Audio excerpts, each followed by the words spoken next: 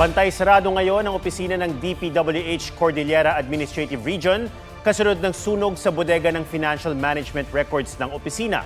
Ilang sensitibong dokumento umano ang nadamay. May report si Oscar Oida. Bandang alas 5 ng hapon kahapon, napansin ng isang utility worker sa DPWH Cordillera Administrative Region ang usok na nagbumula sa isa sa mga kwarto. Nagpatulong ang utility worker sa mga gwardya at driver na apulahin ang apoy gamit ang mga fire extinguisher. Ayon sa Bureau of Fire Protection Baguio, wala na silang nadat ng apoy. Sa investigasyon, lumabas na bodega ng financial management records ang natupok. Ayon kay Baguio City Mayor Benjamin Magalong, may mga nakakita na may spark sa posting malapit sa gusali.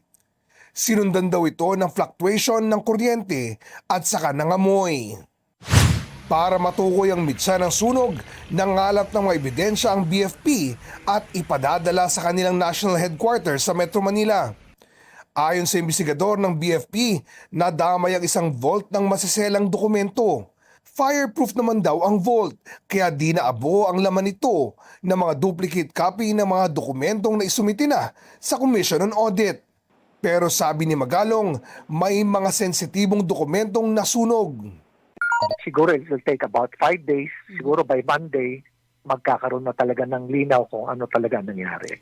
Nauna nang sinabi ng DPWH na nakikipag-ugnayan sila sa BFP at lokal na pamahalaan ng Baguio City para sa investigasyon. Sa ngayon, bantay sarado at walang pinapapasok sa nasunog na bahagi ng gusali. Alinsunod sa utos ni DPWH Secretary Vince Dizon.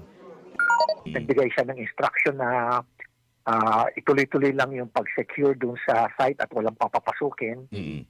So 24/7, pinagbabawal namin anybody, pati mga DPWH personnel na pumasok doon sa site na yon while ongoing yung ating scene of the crime investigation.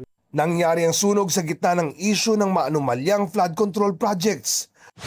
Noong Agosto, 2 proyekto ng DPWH Cordillera Administrative Region ang napuna ni Pangulong Marcos. Isa ang 260 million pesos na rock shed sa Cannon Road na gumuho kasunod ng mga pag-ulan. Ang pangalawa naman ay ang umano'y overpriced rock netting project na nasa Cannon Road din. Nito ng Oktubre, nagkasunog sa tanggapan ng Bureau of Research Standards sa loob ng DPWH Mimaropa Compound sa Quezon City.